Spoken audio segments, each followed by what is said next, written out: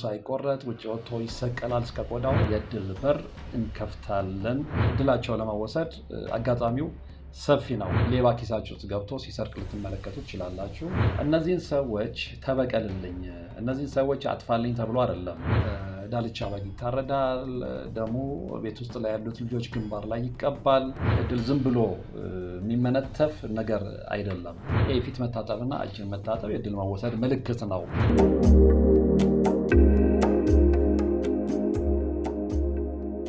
ሰላም ጤና ይስጥልን። በሀገር ውስጥና በመላው ዓለም የምትገኙ ወደ ቻናሌ ተከታታዮች ይሄው ዛሬም በእግዚአብሔር መልካም ፍቃድ ተገናኝተናል። እንግዲህ ዛሬም የብዙዎች የጋራ ጥያቄ ስለሆነ ቆይታ እንድናደርግ የፈለግኩት እድላቸውን ለማስቀማት ቅርብ የሆኑ ሰዎች ምን አይነቶች ናቸው፣ እንዲሁም ደግሞ እድላቸው የሚወሰድ ሰዎች ምን አይነት ሰዎች ናቸው በሚሉት ርዕሰ ጉዳዮች ላይ ቆይታ እናደርጋለን። እዛ መሀልም ላይ እንግዲህ በአንድ ወቅት ከወዳጅና ከመምህር ተስፋዬ አበራ ጋር ስለ እድል ባደረግነው ቃለ ምልልስ ላይ ከሱ ያገኘሁትን ድንቅ ትምህርትም አካትቼ አቀርባለሁ ማለት ነው። ከዛ ላይ የተወሰኑ ሀሳቦችን አጋራችኋለሁ። ምክንያቱም ብዙ ሰው አሁን በእድል መወሰድ ዙሪያ ግልጽ ያልሆኑለት ነገሮች እንዲብራሩለት ስለሚፈልግ ማለት ነው። ቀጥታ እንግዲህ ወደ ዛሬው መርሃ ግብር ሳመራ በርዕሱ ላይ እንደጠቆምኳችሁ ምን አይነት ሰዎች ናቸው ከሌላው ሰው በተለየ ሁኔታ እድላቸውን ለማስቀማት ቅርብ የሆኑት፣ እድላቸው የሚወሰድ ሰዎች ምን አይነት ሰዎች ናቸው?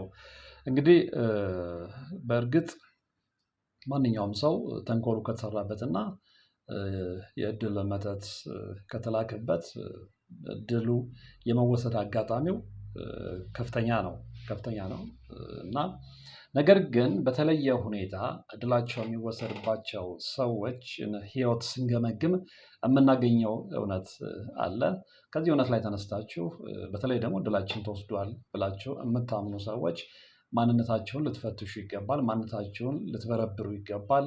እናንተን ብቻ ሳይሆን የእናንተን የቤተሰብ ታሪክ ከአያቶቻችሁ ጀምሮ ከቅድመ አያቶቻችሁ ጀምሮ አሁን ቤተሰባችሁ ውስጥ ያለውን ነባር እውነት በደንብ ልትፈትሹ ይገባል። ምክንያቱም ከሌላው ተራ ሰው ይልቅ ቤተሰቡ ባዕድ አምላኪ የነበረ ሰው፣ እንዲሁም ደግሞ ለአመቺሳት ሰጥቶ የነበረ ሰው፣ ቤተሰቦቹ ጨሌ ሲያመልኩ የነበረ ሰው ወዘተ ከሌላው ተራው ሰው ይልቅ እድሉ የመወሰዱ አጋጣሚ በጣም የሰፋ ነው። ያም የሆነው ለምንድን ነው? መንፈሱ ያውቃል እና የእሱ አገልጋዮች እነማን እንደሆኑ ስለሚያውቅ አንድ፣ ሁለተኛ ደግሞ ከባዕድ አምልኮ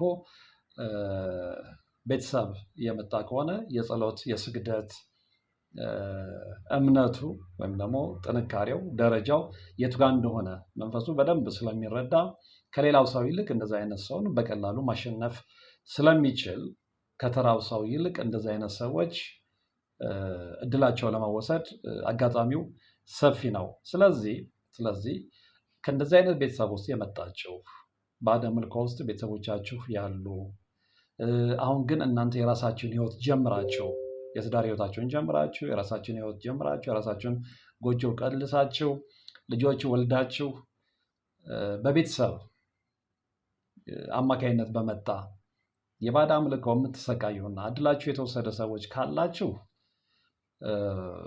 ያ መነሻ ምክንያቱ ከበፊት ጀምሮ በዘራችሁ ውስጥ ይመለክ የነበረው መንፈስ ያሳደረው ተጽዕኖ እንደሆነ ልትሉ ወይም ደግሞ ልትገነዘቡ ይገባል። ይህን ካልኩ ዘንድ እንግዲህ አጠቃላይ እድል ሲወሰድ ምን አይነት ምልክቶችን እናያለን፣ እድላችን ሲወሰድ ምን ብለን ነው መጸለይ ያለብን የሚለውን ነገር በትንታኔ የምንመለከተው ይሆናል። ለምሳሌ ከባዕድ አምልኮ የመጣ ቤተሰብ ውስጥ የተገኘ ግለሰብ ለዚህ በጣም የቀረበ ነው ብያችኋለሁ እና እዚህ ላይ የአንድ የፕሮግራሚንግ ተከታታይ እውነት እግረ መንገድ ዳሰስ አድርጌ ባልፍ ደስ ይለኛል እና በስልክ ደውሎ ሰፊውን ታሪክ ነግሮኛል። ከዛ ሰፊው ታሪክ ውስጥ እንግዲህ እሱም ያመነው እኔም የተገነዘብኩት ምንድን ነው፣ ልጅ ሆኖ የገጠር ልጅ ነው፣ ቤተሰብ ውስጥ ይመለክ የነበረውን ነገር በደንብ እያየና እናም ተሳታፊ ሆኖ ነው የመጣው።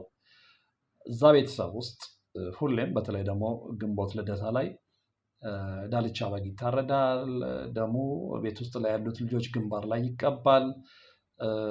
አንገቱ ሳይቆረጥ ውጭ ወጥቶ ይሰቀላል እስከ ቆዳው እግሩ ሳይገነጣጠል ቆዳው ተገፎ እግሩ ይንጠለጠል የለ ስጋው ብቻ ከዛ ውስጥ ወጥቶ ማለት ነው። እና በር ላይ መግቢያው ላይ ይሰቀላል።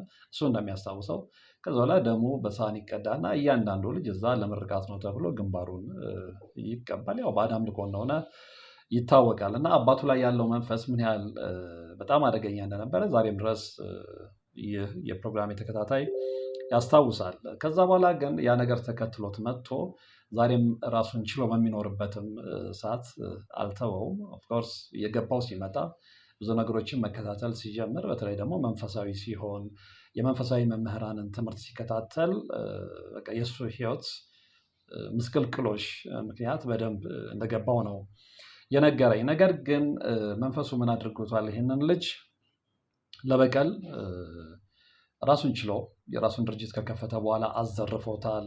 አሁን አንዳንዱ ሰው እንግዲህ ይህንን ዝርፊያ እንደ ዓለማዊ ተራ ምክንያት ነው የሚቆጥረው።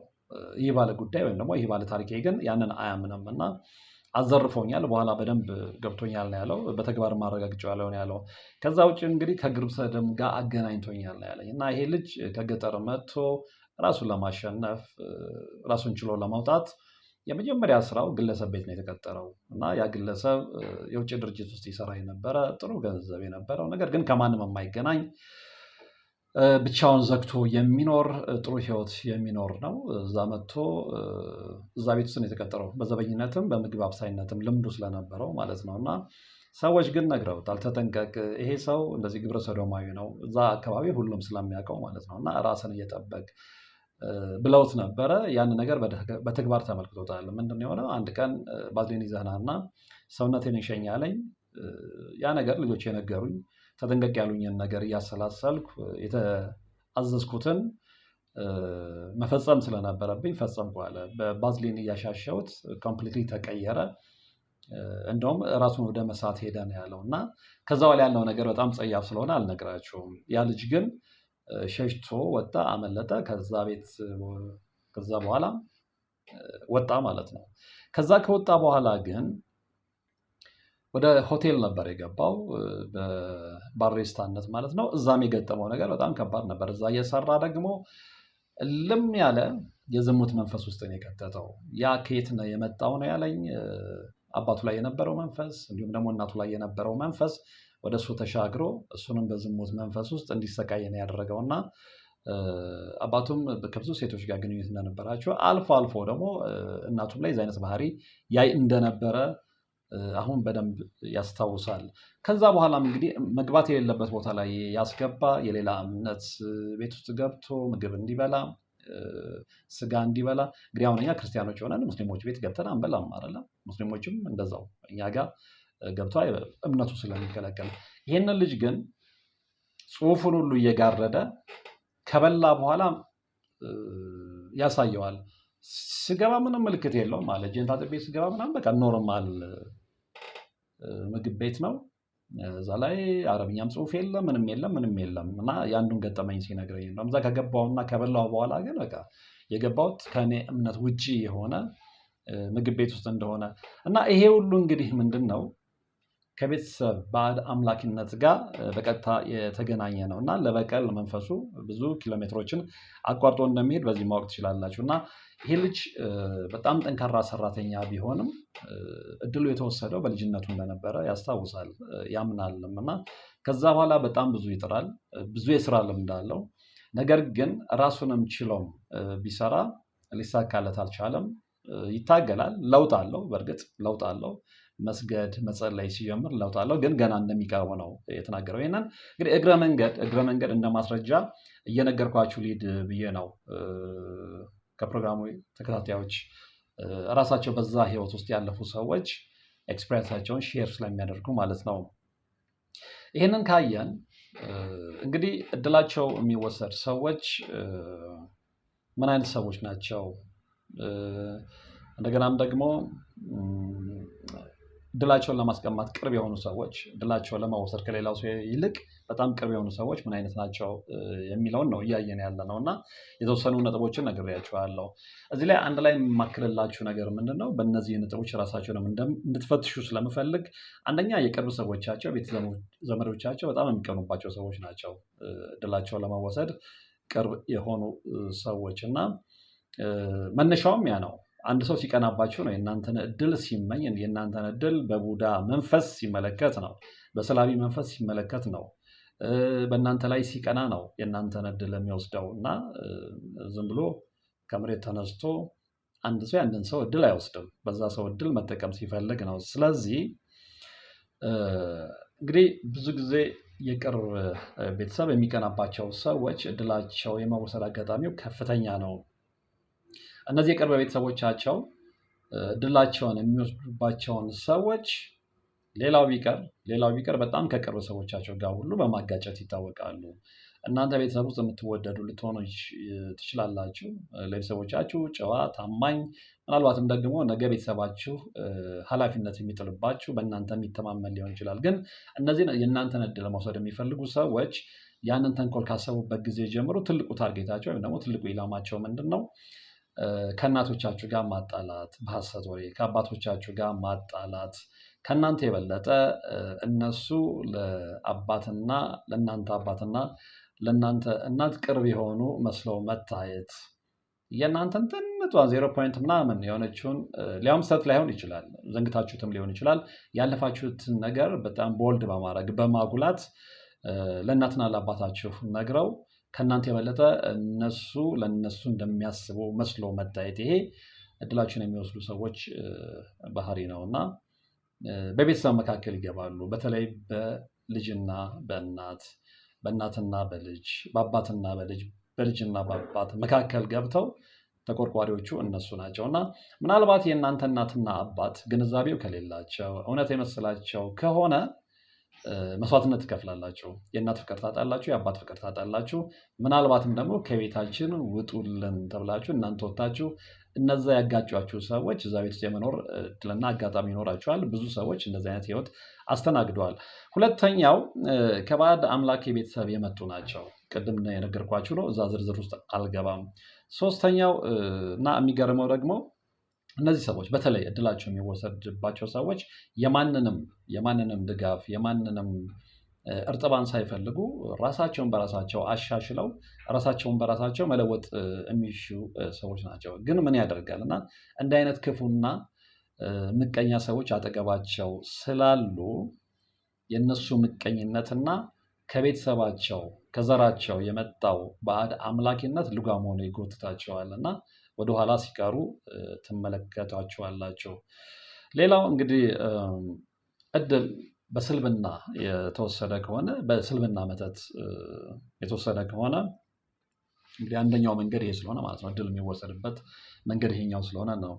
ያ ከሆነ እናንተ ወደ እግዚአብሔር በቀረባችሁ ጊዜ ሲገባችሁ ማለት ነው። በተለይ ከገባችሁ ያው የሚቀድመው እሱ ስለሆነ እንጂ ሰዎች ካልገባቸው፣ እውቀቱ ከሌላቸው፣ እምነቱ ከሌላቸው እድላቸውም እንደተወሰደ ላያምኑ ይችላሉ እና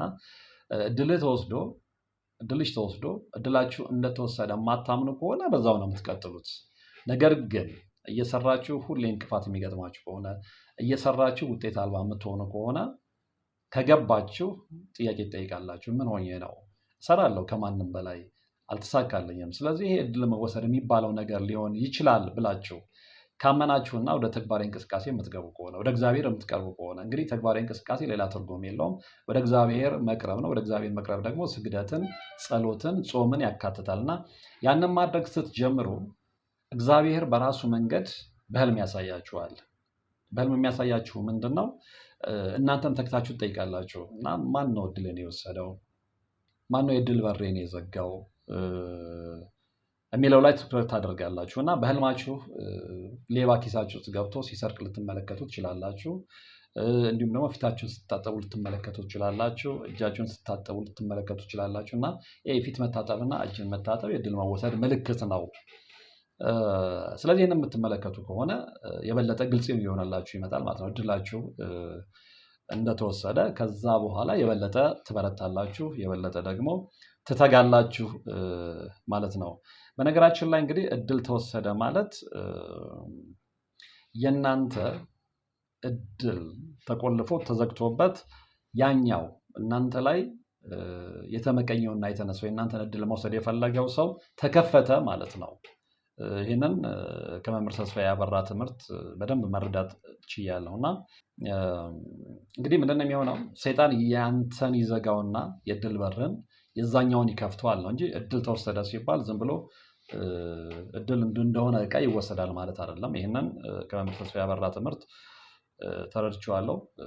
እንደውም በአንድ ወቅት ካደረግነው ቃለ ምልልስ ላይ ያለውን ነገር ቀንጭቤ አሰማችኋለሁ። በህልምህም ታያቸዋለህ። እንዴት ኬስ ገብቶ ሌባ ሲወስድ ወይ ደግሞ ፊትን ስትታጠብ ወይ ደግሞ እጅህን ስትታጠብ ያ የስንብና ምልክት እጅግ ከአንተ የመወሰድ ምልክት ያን ህልም ያሳይህና ከዛ በደንብ ስትሰግድ በደንብ አድርጎ እግዚአብሔር ከነዛ ሰዎች ወደ አንተ የሚያመጣው ነገር ኖሮ ሳይሆን የአንተ የተቆለፈብህን ይመልሳል። እንዲህ የሚወሰድ እንደዚህ ብድግ አድርጎ የሚወሰድ ነገር አይደለም። እድል የአንተን ቆልፎ ነው ያን የሚከፍተው። አንተን ተጭበርብረሃል በመንፈሱ፣ እነሱ ተጭበርብረዋል በመንፈሱ። ሰው የዚህን ያክል ሞኝ ነው። ምንም የሚወሰድ እድል የለም። ፈቃድ እግዚአብሔር ብቻ ነው የሚሰጠው። ከእግዚአብሔር ይሰጣል፣ ሲፈልግ ያነሰዋል እንጂ ከአንዱ ለአንዱ የሚያደርገው ነገር የለም። ከዛ ጋር በተያያዘ እንግዲህ በተለይ ስንሰግድና ስንጸልይ ብዙ ነገሮች የተዘጋጉት ይከፈታሉ፣ የተቆላለፉት ሁሉ ይከፋፈታሉ ማለት ነው። ለዛ ግን እንደምንናገረው ቀላል አይደለም። በደንብ መትጋት ይኖርብናል እና ወደ መፍትሄው የምንመጣው ግን እንደተወሰደብን ስናውቅና ስናምን ነው። አሁን እንግዲህ የብዙ ሰው ችግር ምንድን ነው? ስለ እድል መወሰድ ስታወሩ ምንም የማይመስለው ሰው አለ። ምክንያቱም በእድል መወሰድ የማያምን ሰው ስላለ ማለት ነው። በእድል መወሰድ የማያምኑ ሰዎች አሉ አሁንም ድረስ። እንግዲህ እነዛ ሰዎች ለምን አያምኑም ብሎ መከራከር አይቻልም። ሁሉም ሰው እንደገባው ነው። ሁሉም ሰው ደግሞ እንደ ራሱ እምነት ነው። አንዳንዱ ሰው በዚህ የሚያምን አለ፣ ደርሶበትም የተመለከተ ይኖራል። ስለዚህ ያንን በተግባር ያረጋገጠ እንደገና እድሉ እንደተወሰደበት አምኖ በጸሎትና በስግደት ለውጥ ያገኙ ሰዎች እድል እንደሚወሰድ ያምናሉ፣ ያውቃሉ። ነገር ግን በዛ መስመር ያላለፈ በዛ መንገድ ያላለፈ ሰው ይህንን ብትነግሩት አምኖ ለመቀበልም ፍቃደኛ ካልሆነ ልታስገድዱት አትችሉም። ወይ ራሱ ላይ ደርሶ ሊመለከተው ይገባል። እንደዚህ አይነት መጥፎ ምኞት መምኘት ባይሆንብኝ፣ ሁለትም ደግሞ እግዚአብሔር ልቦናውን ሲከፍትለት ያንን ነገር ሊረዳና ጥንቃቄ ሊያደርግ ይችላል። ወይም ደግሞ እዛ ታርጌት ውስጥ እዛ ኢላማ ውስጥ ካለ ከዛ የሚወጣበትን መንገድ በራሱ ያመቻቻል ማለት ነው። በራስ ማመቻቸት ሌላ ምንም አይደለም። ቅድም እንዳልነው ወደ ቅዱስ መንፈስ መቅረብ፣ ወደ እግዚአብሔር መቅረብ፣ እድሌን የወሰደብኝን ሰው አሳየኝ ብሎ መጸለይ። ስለዚህ ወደ እግዚአብሔር መቅረብ ስንጀምር እንዳልነው እነዚህን ምልክቶች እንመለከታለን ማለት ነው። በህልም መመልከት ቅድም በነገርኳችሁ አይነት ሁኔታ የምትመለከቷቸውን ታያላችሁ እና ያ ሲሆን በደንብ ይገባችኋል። እንግዲህ ለመፍትሄ የሚቀድመው ምንድነው? እምነትና እውቀት ነው። አሁን እንዳብራራ ነው ማለት ነው። እምነት ከሌለን ሲጀመር ልንጀምረውም አንችልም። ሰው የሚድነው በእምነቱ ነው፣ በጸና እምነቱ ነው። እምነት ከሌለ ልድን አትችልም። ሁለተኛው እውቀቱ ነው። እንግዲህ እውቀትና እምነትን ደግሞ አንድ ላይ አዋህዶ የሚሄድ ሰው ውጤታማ ይሆናል። እውቀቱ አለው፣ እድሉ እንደተወሰደ ያውቃል፣ እድል እንደሚወሰድ ያምናል። ስለዚህ በዛ ላይ ያለው ግንዛቤ፣ በዛ ላይ ከመምህራኖች የቀሰመው ትምህርት በቂ ስለሆነ በዛ እየተመራ በእምነቱ ጥንካሬ ማድረግ ያለበትን ያደርግና ከዛ መንገድ ላይ ይወጣል። ለምን ብላችሁ ትጠይቃላችሁ ሲገባችሁ። ለምን ብላችሁ ካልጠየቃችሁ ወደ መልሱን ስለማታገኙት ማለት ነው። እና ለምን ብላችሁ ስጠይቁ እንግዲህ ለምሳሌ ትለፋላችሁ። በአንድ የሙያ ዘርፍ ላይ ረጅም ዓመት ልታሳልፉ ትችላላችሁ። በዛ ላይ ተሳካላችሁ ልትሆኑ ትችላላችሁ። ጓደኞቻችሁ የሚያደንቋችሁ፣ ምናልባትም ደግሞ በዛ የሙያ መስክ ላይ ከማንም ሰው የተሻላችሁ ስለሆናችሁ ምክር የሚጠይቁ ሰዎች ሁሉ እናንተ ጋር ሊመጡ ይችላሉ። ነገር ግን ምክር የሚጠይቁት ሰዎች በነባራዊ በትክክለኛው ህይወት ከእናንተ የተሻለ ኑሮት ሲኖሩ እናንተ ደግሞ ሌላው የምታስተምሩ ሰዎች ትለፋላችሁ፣ ትጥራላችሁ እንጂ እጃችሁ ላይ ምንም ነገር አይኖርም። ስለዚህ ለምን የሚል ጥያቄ ታነሳላችሁ። ሁሌ እንቅፋት ይገጥማችኋል ማለት ነው። በስራችሁ ላይ በተሰማራችሁበት ንግድ ሊሆን ይችላል፣ ትምህርት ሊሆን ይችላል፣ የተለያየ ማንኛውም አይነት የሙያና ገቢ የሚያስገኝ ዘርፍ ላይ ተሰማርታችሁ ልትሰሩ ትችላላችሁ እና ሁሌ እዛ ላይ እንቅፋት የሚያጋጥማችሁ ከሆነ ለምን ብላችሁ መጠየቅ ይኖርባችኋል። ለምን ብላችሁ የማትጠይቁ ከሆነ ወደ መፍትሄው መሄድ ስለማትችሉ ማለት ነው። እና ለምን ብላችሁ ጠይቃችሁ የምታገኙት መልስ ወዴት ይወስዳችኋል? ወደ ጸሎት፣ ወደ ስግደት እንዳልነው ወደ መንበርከክ፣ እግዚአብሔርን ወደ መማፀን ይወስዳችኋል። ከዛ በኋላ ነው እንግዲህ በህልማችሁ ምልክቶችን ማየት የምትችሉት ማለት ነው። እድሉን የተወሰደ ሰው እንግዲህ ምን ብሎ ነው መጸለይ ያለበት? በጣም ብዙ ጊዜ የብዙዎችም የጋራ ጥያቄ የሆነው ወይ ደግሞ ከብዙዎች የጋራ ጥያቄዎች መካከል አንደኛው ይሄ ነው እና እድል ላይ ሲወሰድ ምን ብዬ ነው መጸለይ ያለብኝ? አሁን እዚህ ላይ በጣም የሚገርም እኔ ራሴ በጣም የተማርኩበትን አንድ መልስ ልንገራችሁ ከመምህር ተስፋዬ አበራ ማለት ነው። እና ምንድነው በአንድ ወቅት ቃለ ምልልስ አድርገን ሲናገር ያደመጥኩትና የተማርኩት እድልን የወሰደ መንፈስ ታሰር ብለህ ነው መጸለይ ያለብህ። በስግደት ማነው እድሌን የወሰድከው? እድሌን መልስ አለ። እድሌን የወሰድክ መንፈስ ታሰር ነው ማለት ያለብህ። ማን እንዲመልስልህ የምትፈልገው? ሴጣን እንዴት ይመልሳል? መልስ ይሰጣል። እድሌን የወሰድክ መንፈስ ታሰር። ምክንያቱም እድልን የወሰድክ መንፈስ መልስ ተብሎ አይጸለይም። ምክንያቱም የእድል በር ይዘጋል እንጂ እድል ዝም ብሎ የሚመነተፍ ነገር አይደለም። ስለዚህ ስንጸልይ እድሌን የወሰድክ መንፈስ ታሰር ብለን መጸለይ ይገባናል። እና ሌላው ከዚህ ጋር ደግሞ በጣም ሊነሳ የሚገባው ሀሳብ ምንድን ነው? እንግዲህ እድላችንን የሚወስዱ ሰዎችን በህልማችን ልናያቸው እንችላለን። አሁን ስንነጋገር አነሳናቸው ነጥቦች መካከል ይሄኛው ስለሚገኝ ማለት ነው። እና ስንጸልይ፣ ስንሰግድ፣ ወደ እግዚአብሔር ስንቀርብ እነዛን ሰዎች ያሳየናል። ቅድም ያልናቸውን ነገሮች ያሳየናል። ስለዚህ እነዚህን ሰዎች ተበቀልልኝ፣ እነዚህን ሰዎች አጥፋልኝ ተብሎ አይደለም የሚጸለየው አንደኛው ቅድም ያልኳችሁ ነው፣ መንፈሱ እንዲታሰር መጠየቅ ነው እግዚአብሔርን። ሌላው ደግሞ እንግዲህ የወሰደብኝን ሰው ልቦና ስጠው፣ ለንስሐ አብቃው ብለን መጸለይ ያለብን እና እነዛ ሰዎች ላይ ክፋት አይደለም መናገር ያለብን።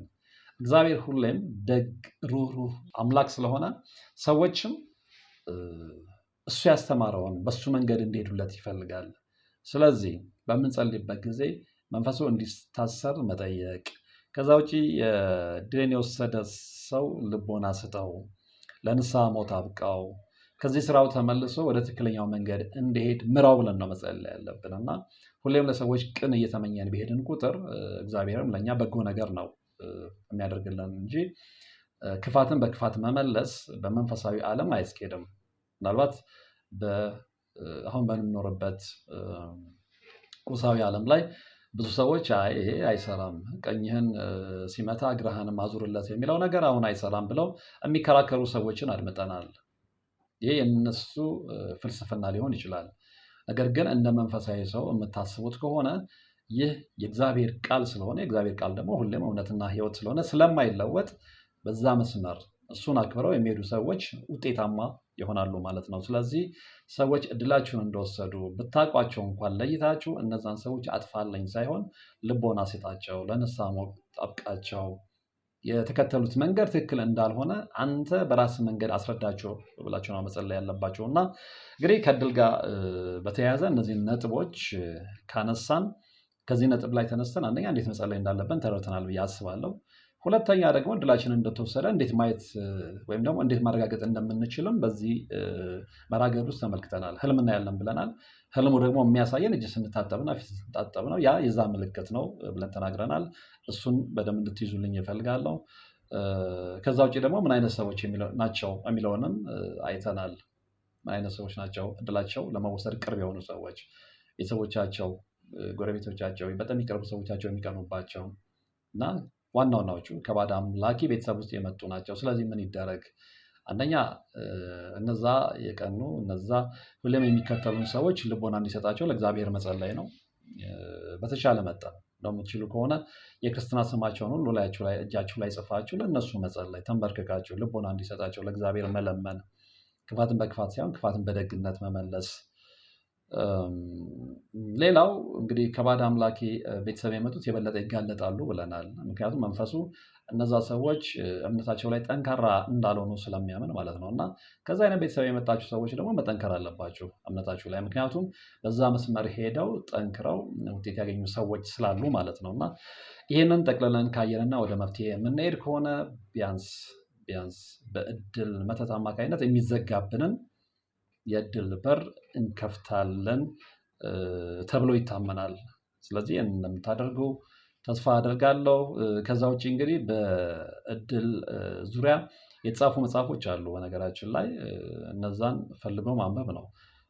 ሌላው ደግሞ ከእድል ጋር በተያያዘ የተሰሩ በጣም የሚገራረሙ አስተማሪ ቪዲዮዎች አሉ። የነ ቀሲስ ሄኖክ ወልደማርያም የነ መምህር ግርማውን ደግሞ እንዲሁም ደግሞ በተለያየ ጊዜ ከተለያዩ ሚዲያዎችም ጋር ያደረገው የመምህር ተስፋዬ አበራ ቃለ ምልልስ አለ እና እነዛን ሰብስባችሁ ብታዩ ስለ እድል መወሰድ ያንን እንዴት መመከት እና መመለስ እንዳለብን በደንብ መማር እንችላለን ማለት ነው። እና ይሄ መርሃ ግብር ሁሉም ሰው ጋር መድረስ አለበት። ምክንያቱም ብዙ ሰዎች በዚህ ችግር ውስጥ ያሉ ስለሆኑ ማለት ነው። እና እባካችሁ በተቻላችሁ መጠን እንዲህ አይነት ጠቃሚ የሆኑ መርሃ ግብሮች ሲሰሩ ሌሎች አጋሩ፣ ወይም ደግሞ እንግሊዝኛው እንግዲህ የተለመደው ሼር አድርጉ ነው። ያው እኛ ሀበሾች ስለሆኑ አጋሩ ነው የምንለው። እንዲሁም ደግሞ ቻናሉን ከወደዳችሁት ላይክ አድርጎት፣ ሀሳብ ካላችሁ በሀሳብ መስጫው ሳጥን ውስጥ ሀሳባችሁን አስቀምጡልኝ። እንዲሁም ደግሞ ከእድል መወሰድ ጋር የራሳችሁ የሆነ ገጠመኝ ያላችሁ ሰዎች ብትነግሩኝ መልሼ ወደ እናንተ የማቀርበው ይሆናል ማለት ነው። እንግዲህ ውድ ጊዜያችሁን ሰውታችሁ እንደ ወትሮ ሁሉ ከኔ ጋር ስለነበራችሁ ወደፊትም ከኔ ጋር ስለምትሆኑ ከልብ አመሰግናለሁ። የዛሬው መርሃ ግብር የተከታተላችሁት ነበር። በቀጣይ በሌላ መርሃ ግብር እንገናኛለን። እስከዛው ግን በያላችሁበት ሰላም